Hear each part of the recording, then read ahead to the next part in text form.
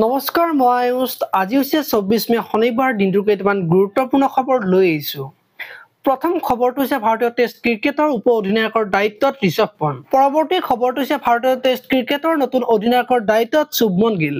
পৰৱৰ্তী খবৰটো হৈছে পুনৰ সলনি হ'ব মহানগৰী যান-বাহন আৰক্ষীৰ পোছাকৰ ৰং। যান-বাহন আৰক্ষীয়ে পুনৰ পিন্ধিব লাগিব আকাশী নীলাৰ পৰিৱৰ্তে বগা ৰঙৰ পোছাক।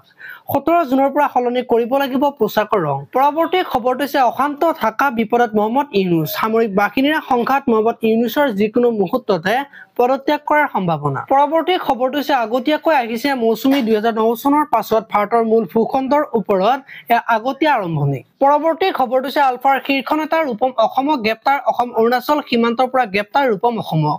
তিনিচুকীয়া আৰক্ষীৰ জালত অপাৰেচন কমাণ্ডো ৰূপম অসমৰ পৰা জব্দ মাৰানষ্ট বৰডুমছা থানাৰ অচি ভাস্কৰ কলিতাৰ প্ৰাণ লোৱাত নেতৃত্ব দিছিল ৰূপমে। পৰৱৰ্তী খবৰটো হৈছে গৌৰৱ প্ৰসংগ জব্দ হ'ব গৌৰৱ গগৈৰ পত্নীৰ পাছপোৰ্ট। 19 বাৰ নেপাল হৈ অথবা খোজকাঢ়ি পাকিস্তানলৈ গৈছিল গৌৰৱ গগৈৰ পত্নী। মুখ্যমন্ত্ৰীৰ বিস্ফোৰক অভিযোগ। পৰৱৰ্তী খবৰটো হৈছে বলিউডৰ জনপ্ৰিয় অভিনেতা মুকুল দেৱৰ দেহাৱসান। 54 বছৰ বয়সত অভিনেতাগৰাকীৰ শেষ নিশ্বাস ত্যাগ। চনব চৰ্দাৰত অভিনয় কৰিছিল মুকুল দেৱে। পৰৱৰ্তী খবৰটো হৈছে কা চলচ্চিত্ৰ মহোৎসৱৰ ৰেড কাৰ্পেটত প্ৰথমবাৰৰ বাবে খোজ দিলে অসমৰ মাতৃকন্যা জ্যোতিয়ে। ডিব্ৰুগড়ৰ উৰ্মিলা বৰুৱা আৰু স্নিগ্ধা বৰুৱা উজলিল কাৰ ৰঙা দলিচাত। চলচ্চিত্ৰ নিৰ্মাতা উৰ্মিলা বৰুৱা আৰু অভিনেত্ৰী স্নিগ্ধা বৰুৱাই ৰচিলে ইতিহাস।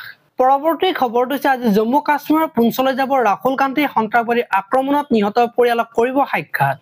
22 এপ্ৰিলত পেহেলগামত নিহত হৈছিল পুঞ্চৰ এজন লোক। পেহেলগাম ঘটনাৰ পিছত দ্বিতীয়বাৰলৈ ৰাহুল গান্ধী যাব জম্মুলৈ। পৰৱৰ্তী খবৰটো হৈছে পুনৰ 4 দিনলৈ বৰষুণৰ আগজাননী। উত্তৰ পূবৰ প্ৰতিখন ৰাজ্যত বিজুলী ঢেৰেকণীৰে বৰষুণৰ সম্ভাৱনা। বিভিন্ন স্থানত হ'ব মজলীয়া বৰষুণ। পৰৱৰ্তী খবৰটো হৈছে কঠোৰ নিৰ্দেশ আদালতত হাজিৰ হ'বই লাগিব ৰাহুল গান্ধী। বিপদ বাঢ়িছে ৰাহুল গান্ধীৰ। শেহতীয়াকৈ পুৰণি এক গোচৰত ঝাৰখণ্ডৰ চাইবাছাৰ এখন বিশেষ আদালতে কংগ্ৰেছ নেতাগৰাকীৰ বিৰুদ্ধে জামিনবিহীন ৱাৰেণ্ট জাৰি কৰিছে। পৰৱৰ্তী খবৰটো হৈছে প্ৰথমগৰাকী দৃষ্টিহীন ভাৰতীয় মহিলাৰ এভাৰেষ্ট জয়। 8 বছৰ বয়সতে দৃষ্টিশক্তি হেৰুৱাইছিল হিমাচল প্ৰদেশৰ জনজাতি মহিলা চনজিন আংমুৱে। যোৱা সোমবাৰে বিশ্বৰ সৰ্বোচ্চ শৃংগ মাউণ্ট এভাৰেষ্ট সফলতাৰে আৰোহণ কৰে। আজিলৈ মানে আপোনালোকে যদি ভিডিঅ'টো চাই ভাল পালে তেতিয়াহ'লে লাইক কৰিব আৰু এনেকুৱা ধৰণৰ খবৰসমূহ সদায় পাই থাকিবলৈ চেনেলটো ছাবস্ক্ৰাইব কৰি বেল আইকনটো প্ৰেছ কৰি দিব। ধন্যবাদ।